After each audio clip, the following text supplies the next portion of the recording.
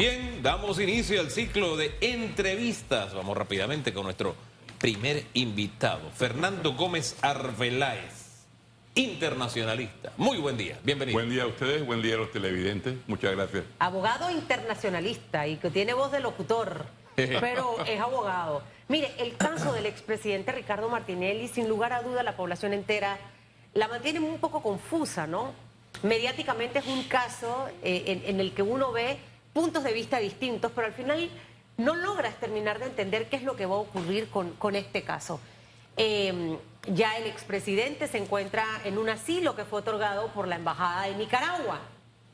Y ayer leía tanto y veía tanto y escuchaba a uno de los abogados del expresidente Martinelli decir: la candidatura de Ricardo Martinelli está en firme en este momento. Eso para que empecemos por ahí aclarándonos, ¿está o no está en firme? Luego leía a Adelita Coriate en sus redes sociales explicar lo complicado que sería notificar al expresidente Ricardo Martinelli de su inhabilitación en el proceso electoral. Porque aunque esté en la Embajada de Nicaragua, en Panamá, es como que estuviese fuera del territorio nacional. Entonces, vamos a arrancar por esas dos cositas, licenciado, que generaron mucha confusión en el día de ayer. ¿Se mantiene firme su candidatura o puede o no ser notificado? Bueno, tengo entendido que a la fecha se mantiene la candidatura. El único detalle está en que todavía creo que al Tribunal Electoral no le ha llegado una documentación que requiere de parte del órgano judicial informándole de que se ha dado esta resolución de parte de la Sala Segunda de lo Penal de la Corte Suprema de Justicia. ¿A quién le corresponde hacer esa notificación al Tribunal Electoral en el órgano judicial? Le correspondería a la propia Corte, porque ella es la que da la última instancia, la que decide en última instancia de que no hay recurso de casación admitido. Hay algunos que alegan que sería la propia juez, porque es la primera instancia que se decidió. Yo creo que sería la propia Corte, porque la Corte está definiendo ya esto es cosa juzgada. Pero la juez y la Corte al final es lo mismo, es un mismo, es el órgano judicial. Es un órgano judicial. ¿Cuánto tiempo demora hacer esto? ¿Es normal el tiempo que llevamos o eso puede ocurrir entre hoy y mañana que esta información llegue al Tribunal Electoral? Ya debería estar llegando porque recordemos que la resolución de la Sala Segunda de la Corte apenas quedó ejecutoriada el día viernes, si mal no recuerdo. Viernes de carnaval. Viernes de carnaval, todos estos días han sido inhábiles, no ha habido actividad judicial, por ende debería a partir de hoy volver este proceso a desarrollarse. Si lo hace hoy, ya formalmente al Tribunal Electoral, entonces allí sí la candidatura del expresidente no estaría en firme, si eso ocurriese. La materia es estrictamente de interpretación del Tribunal Electoral. Lo que pasa allí es de que hay una legislación en el Código Electoral acerca de inhabilitaciones. Pero el caso del expresidente Martinelli concierne una materia constitucional que a mi entender no entra por un procedimiento regular porque ahí no hay nada que discutir, ahí no hay nada que determinar ya y eso es cosa juzgada. Ahí está el detalle, como diría el filósofo Cantinflas. ¿Qué interpretación le cabe al Tribunal Electoral si la Constitución es tan clara? Ahí no habría materia para interpretar nada. El artículo 180 de la Constitución Política es perfectamente claro. No podrá ser elegido, ¿no? Punto suspensivo. Y ahí pues no cabe otra. Es decir, ¿qué puede decir un fiscal electoral o un juzgado municipal electoral que según los procedimientos regulares para cualquier otro tipo de candidatos aplicaría? Pero en el caso de un expresidente no aplica. O un candidato a presidente, mejor dicho, aplicaría la norma constitucional por encima de todo. Claro, ahora disculpe, Susan, ¿cómo entendemos lo que ha dicho el tribunal respecto a este caso? Dijo, y voy a citarlo directamente, que tan pronto ellos reciban la notificación autenticada, ese detallito se nos pasó, autenticado, ¿no? Cuando llegue, se procederá al trámite correspondiente de manera expedita y conforme a lo que establecen la Constitución y la ley. Eso de expedito, trámite, ayúdame a entender eso. Yo creo que la forma en que redactó ese comunicado el Tribunal Electoral intenta dejar de lado el comunicado anterior sobre esta materia. donde allí yo creo que hubo cierta, en mi opinión, confusión con respecto a cuál era el procedimiento aplicable a un candidato a presidente que ha sido sancionado con una condena por delito doloso por más de 5 años, que es ahora el caso ya del expresidente Martinelli. O sea, expedito sería cuestión de días, sería cuestión de meses, será antes de las elecciones, será cuestión de horas. Entender que ese procedimiento de un fiscal y un juzgado municipal, etcétera, no cabría, porque eso no es un trámite expedito, según el propio Código Electoral. Y que deberíamos entender que la decisión recaería sola y exclusivamente en el propio Tribunal Electoral, el Pleno de los 3 magistrados. Ahora, ayer parte de lo que escuchaba del señor Vallarino, uno de los abogados del expresidente Ricardo Martinelli, era mencionar una serie de fallas que a su juicio se cometieron en este caso desde el punto de vista del manejo del órgano judicial. Y que por esta razón, básicamente, es que esa notificación no ha llegado al Tribunal Electoral. Específicamente en este caso, usted como abogado internacionalista, ¿considera que hubo alguna falla en ese proceso judicial que se le siguió al expresidente Ricardo Martinelli en el órgano judicial? ¿Qué impediría que básicamente esa notificación llegase formalmente al Tribunal Electoral? No creo que la haya, porque para todos los efectos ya esa decisión se dio de parte de la Corte Suprema. Ya eso era el intento de que un recurso de casación se pudiera tramitar. La propia Corte, la Sala Penal, decidió que no era admisible. Por ende, ahí no hay nada más que hacer. Es decir, en mi opinión, por más que hubiera habido fallas... No hay ningún recurso tampoco que puedan presentar para decir que hubo fallas durante el proceso. A nivel nacional ya no lo hay. Ya llegamos a la Corte Suprema. La Corte Suprema no lo admite, el recurso de casación. Si han habido fallas o no, quizás los abogados de una de las partes, el caso del señor Martinelli, podrán saber mejor si en realidad las hubo. Pero ya a nivel de procedimiento interno no las hay. ¿Y dónde se dirimiría? Disculpe que lo interrumpa. Sí. ¿Dónde se dirimiría entonces de haber existido alguna falla en un proceso como este? A nivel judicial ya no en Panamá. Ya aquí esto es cosa juzgada.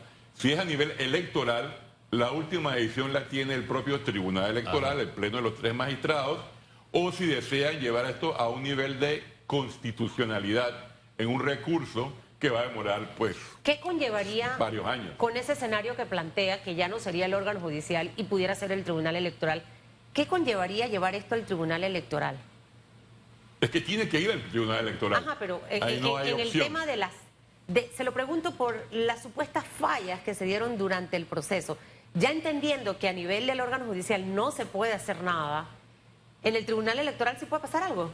No puede. Ya a nivel judicial, una vez reciban, como el propio tribunal lo ha dicho, la copia autenticada de esta resolución y que determine que esto ya, vuelvo e insisto, es cosa juzgada, ya ahí no hay nada más que hacer a nivel judicial. El expresidente entonces definitivamente que ya no correría en las elecciones de mayo 2024. Si así lo decide el Tribunal Electoral oportunamente, es decir, el Pleno de los 3 magistrados, ese sería el caso. Por eso le hablaba oportunamente. ¿Qué pasa ese si oportunamente me recuerda la pregunta que no me contestó hace un ratito?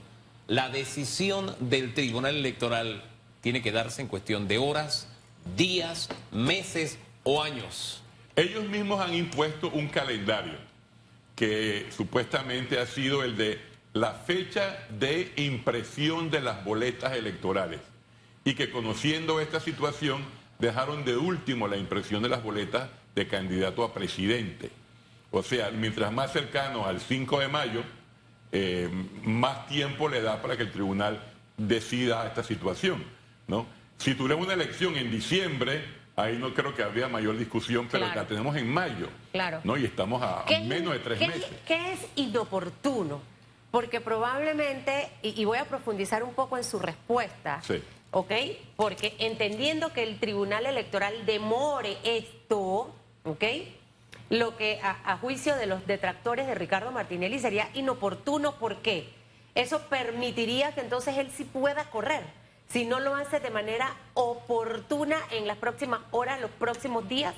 Correcto, porque la decisión final recae en los 3 magistrados del Tribunal Electoral. Si es en el mes de marzo, a mediados, finales de marzo, y que el tribunal diga, porque decía Boris Barrios, que en las elecciones pasadas el tribunal imprimió las papeletas con un par de días de antes de las elecciones. ¿Qué pasaría si fuese en marzo, abril, que es donde el tribunal electoral tome una decisión? La decisión es de ellos, exclusivamente de ellos. El calendario, ellos mismos lo disponen, lo pueden modificar según las necesidades del proceso electoral, exclusivamente en manos de los 3 magistrados. Ahora Entonces, bien, perdón, disculpe. hay algo que no me... porque quiero quedar muy clara referente a este caso, porque también estuvo aquí Toto Álvarez, y esto es un caso muy complicado de entender. Dicho que la Corte Suprema de Justicia, en este caso el órgano judicial, ya tomó una posición relacionada al caso del expresidente Ricardo Martinelli, y que esta es la última instancia, ¿el escenario puede cambiar con el Tribunal Electoral entonces por la decisión que adopten los magistrados o no? Los temas judiciales ya están terminados. Ojo, no por lo de la Corte, Sí. hablando específicamente en el punto de vista que pueda o no pueda correr en las elecciones del 5 de La mayo. prohibición constitucional. Exactamente. Bueno, esa la debe aplicar, ni siquiera interpretar, porque ya está, yo creo que más claro no puede haber quedado.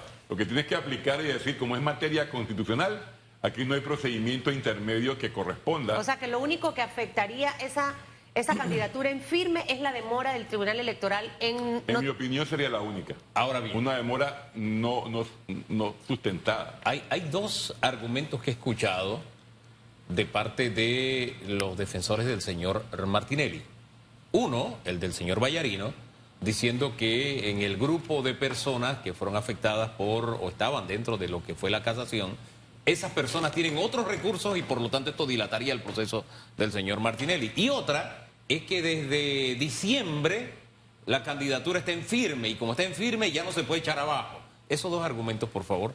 ¿Qué dice usted de los dos? La Constitución Política de la República prima sobre cualquier norma en el sistema judicial o sistema electoral panameño. Ahí no hay discusión. Le toca a la propia Corte definir cómo se interpretaría en caso que esto llegara a la Corte en algún tipo de recurso. Pero le toca al Tribunal Electoral, como es materia de su competencia exclusiva, materia electoral, definir que ese artículo se le aplica a uno de los candidatos a presidente y por ende no puede entonces ser candidato el 5 de mayo. Tribunal Electoral, competencia privativa de los 3 magistrados. Ahora, lo que la semana pasada decidió el Tribunal Electoral, hablando de un hecho público y notorio, que ahora que queremos pasar al tema de lo que es público y notorio, que él está asilado, que está en una embajada y han pasado cosas. Pero para cerrar el tema electoral, es un hecho público y notorio que está asilado, por lo tanto, al debate presidencial de la próxima semana va a ir el señor Mulino. Para algunos, esto es la crónica de una inhabilitación anunciada, es decir, este señor no va a ser candidato, ya es un hecho público y notorio, es más, el señor Mulino vaya tomando sus atribuciones como candidato. ¿Usted lo ve de la misma forma? ¿Es una señal de...? Yo creo que no. E incluso me parece que el tribunal actuó un poco precipitadamente en ese cambio de quién va a participar en el debate presidencial o candidatos presidenciales. ¿Por qué? Porque el señor Martinelli puede salir hoy mismo de la embajada de Nicaragua. Es un hombre libre. A la fecha de hoy todavía no se ha ¿Pero emitido. puede salir a qué? Puede salir, porque él todavía no tiene la orden de captura emitida por parte del órgano judicial, Ministerio Pero Público. en teoría, una de las razones por las Pierde cuales decide irse a la embajada es porque manejaba información de que ese mismo día lo iban a trasladar. No, ahí está el detalle. Es decir, primero terminemos con la posibilidad remota como suena, pero existe, de que él diga, no, voy a salir a la calle, pierdo el asilo y entonces, ¿por qué no voy a ser partícipe del debate presidencial? Es decir, el Tribunal Electoral primero debió haber decidido el fondo de la materia, si es candidato o no, para decir, como ya no es candidato, porque eso hemos visto en los documentos y comparado pues lo que la Constitución mandata, entonces no puede Pero participar. imagínese el desorden de eso, licenciado, de verdad. Y que el que está aquí expuesto real y el que pierde realmente es el elector, es el panameño. Imagínese usted ese escenario que acaba usted de plantear.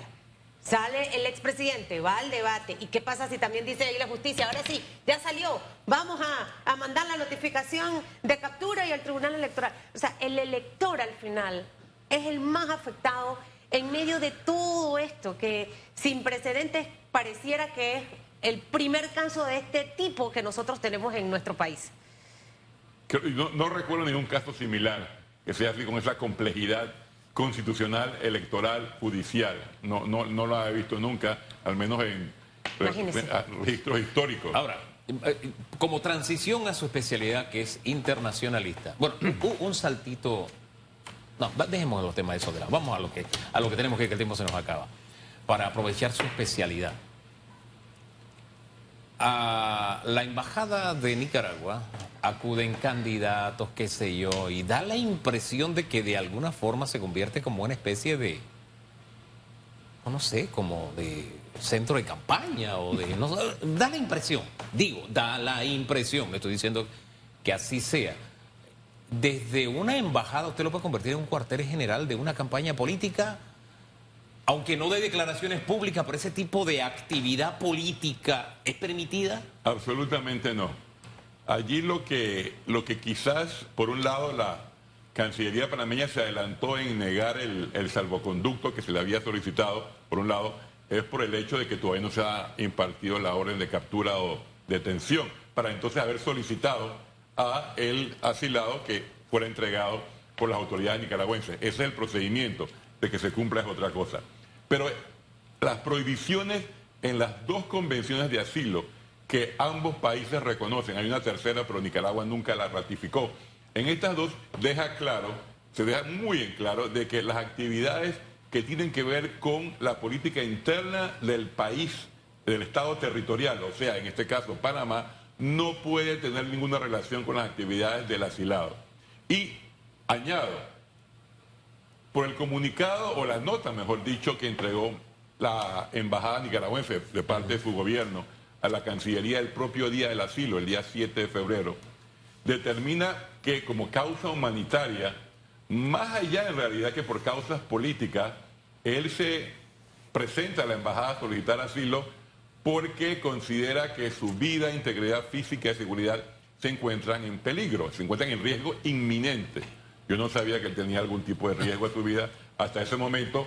Lo único es que si ese es el caso, primero, ¿cómo se permite que a esa embajada entre todo el que de alguna manera tenga alguna actividad que hacer? Por ejemplo, ahí vi que llevaban pintores, carpinteros, llevan comida, llevan al perrito también a pasearlo dentro de la embajada. Entonces uno dice, es que ninguno de esos puede ser un sospechoso de cometer lo que él considera, y la embajada también, de que ese es su riesgo, claro, a vida, integridad física y seguridad. Y eso queda como la interpretación de... Exacto, entonces, ¿no? Ahí también las autoridades panameñas no han todavía colocado el cerco, el perímetro de seguridad que debería tener. Debe colocarse porque si la causa es la seguridad de él, Panamá no puede permitir que alguien entre para que cometa un ¿Quiénes podrían entrar a visitarlo? Quien la misión de Nicaragua, que creo que ha sido el caso, la embajada, permita entrar, diría yo, con el consentimiento del asilado, ¿no? Sí. Pero eso, casado con el hecho de que él no puede participar, cualquier asilado, no solamente el señor Martinelli, cualquiera que pida un asilo, y que aunque se le haya negado y no tenga salvoconducto, esa embajada no puede permitir actividades políticas dentro de ella. Él no pudiera salir entonces con esa norma a ningún debate. O sea, porque apenas salga ya pierde totalmente los derechos de asilo, ¿no? Por lo que he visto, son ciertas figuras las que han entrado a la embajada. Así que asumo que ahí hay un protocolo de autorización del propio expresidente para poder recibirlos. Ahora, yo quisiera regresar a otro punto que tocaba hace un momento precisamente Hugo. Cuando el señor José Raúl Mulino pasa a ser realmente ya oficialmente el candidato presidencial. Se lo pregunto porque antes de que el expresidente se trasladara a la embajada, él hablaba y decía, este va a ser el candidato presidencial, en una actividad, de hecho, que estuvo creo que en el Centro de Convenciones Atlapa. Algunas de las comunicaciones políticas que hemos visto hacen énfasis mucho también al señor José Raúl Mulino, y de hecho, dentro de parte de la campaña sucia o negativa, también se publicaba estos días de carnaval que la esposa del exmandatario pasaba a ser la figura presidencial. Entonces, este tema de la figura, entendiendo que todavía está en firme la candidatura del señor Martinelli, hasta que no hagamos todo lo que hemos escuchado que usted nos ha explicado, José Raúl Mulino entonces sigue siendo su candidato a vicepresidente, y si alguien debe reemplazarlo, debería ser él la figura que lo reemplace y no la esposa del exmandatario. No, el Código Electoral Y más por lo establece- que supuestamente anteriormente se le impidió que ella fuera la figura que lo acompañaba, ¿no? Según el Código Electoral ya no pueden haber cambios de darse una situación y que no le permita al candidato presidencial correr, el candidato, la vicepresidente sube y esa candidatura se queda sin candidato a Es vicepresidente. decir, que ya no tendría candidato a vicepresidente. No hay manera ya que tenga ¿Y vicepresidente. qué pasaría en el escenario del que también hemos escuchado, donde entraría otra candidata presidencial, Zulay Rodríguez? También el momento y la fecha del tope para alianzas partidistas pasó. Ya todo eso pasó. Ya no hay O sea, forma que de solamente cambiar la sería candidatura. algo como lo de la cárcel del Renacer en esta vuelta, Sí. en tal caso, ¿no?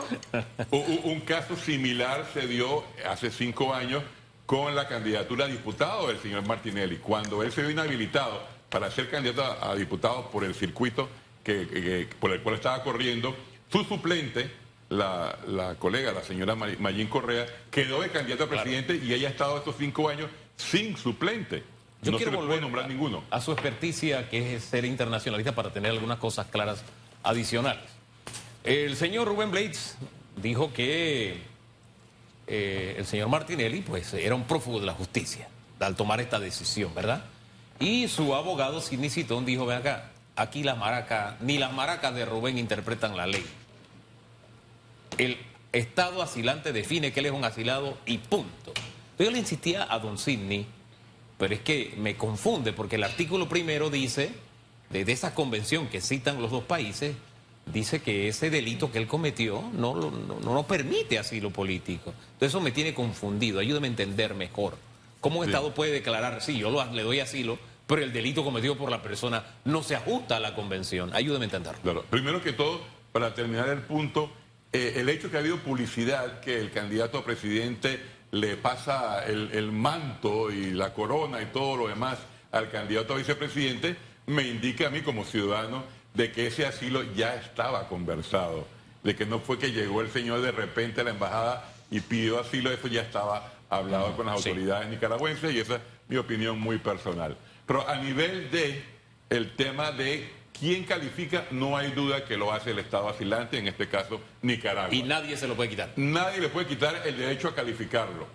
Pero tenemos antecedentes, porque esa situación se intentó dejar muy en claro a nivel de derecho internacional regional con la convención que Nicaragua no ha ratificado, que es la Convención de Caracas en 1954. Y que en ninguno de los comunicados, de las notas que se han intercambiado, ninguno de los dos países, ni Panamá ni Nicaragua, la ha citado, esta Convención de Caracas, que es la que dejaría en claro que esto ya no es cambiable, esto no se puede modificar.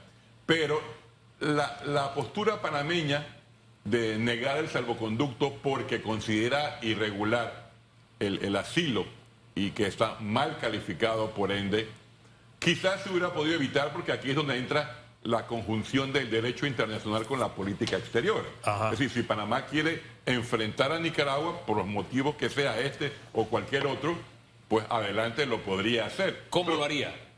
como lo está haciendo ahora, lo está confrontando y incluso el comunicado panameño del 9 de febrero, no sabemos todavía la nota, la Cancillería no la ha hecho pública, Sí. hecho público fue un comunicado acerca de la nota que le envió al gobierno nicaragüense, habla de que esto puede traer consecuencias diplomáticas y el señor Martinelli continúe en actividades políticas y proselitistas y de tipo de política interna panameña desde dentro de la embajada Pero nicaragüense. fíjese, se refería a las actividades políticas que él tiene, no al tema del asilo. Ahora bien, no se le concedió el salvoconducto.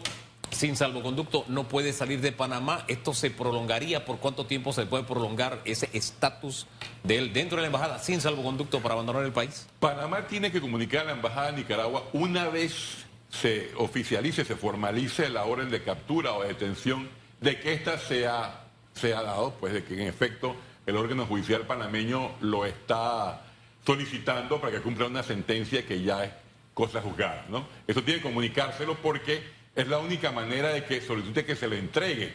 Eso hay que pedirlo, por más que se asuma, Nicaragua nunca lo va a entregar. Se puede asumir, pero Panamá tiene que requerirlo porque es un requisito judicial y también de sus relaciones externas con Nicaragua. Es decir, quien tú tienes asilado tiene una orden de captura y ustedes tienen que entregarlo. ¿Por qué no está Nicaragua obligado a dice que no. entregarlo si ese, disculpe, es que estoy tratando de hacer memoria de ese artículo donde dice que en las legaciones diplomáticas no pueden estar personas inculpadas o condenadas por delitos comunes? Y dice que el Estado está obligado a entregarlo. Entonces, ¿cómo me dice usted que no está obligado? Ayúdeme a entenderlo. Ahí está el detalle, es que no se establece quién define.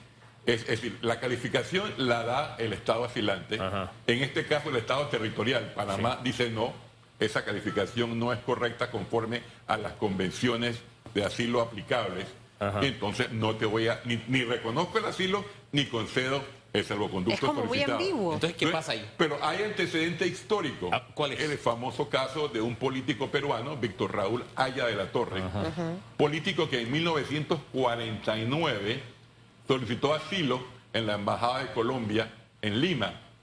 Y este caso, da la reticencia o pues la negativa de las autoridades peruanas a conceder dicho salvoconducto y reconocer el asilo, ambos países fueron a la Corte Internacional de Justicia en La Haya. Y esto demoró varios años. El señor Haya de la Torre tardó, si mal no recuerdo, 5 años encerrado en la Embajada colombiana en Lima.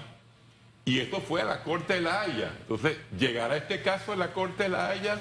No estoy seguro que todavía hayan los ánimos para eso. Dependería de Nicaragua decir, nosotros teníamos este derecho de calificar el asilo, Panamá no lo reconoce, que La Haya decida. Pero estos son casos complejos, toman tiempo, son muy costosos. Nicaragua, eso sí, hay que reconocer que tiene una experiencia vasta a través de agentes. Creo que es de los países que más ¿Esto le casos. cuesta al gobierno panameño? ¿O Le cuesta a Panamá? costaría si Nicaragua la demanda y le lleva el caso, porque ambos Ok. países En reconocen. este momento con el asilo, no.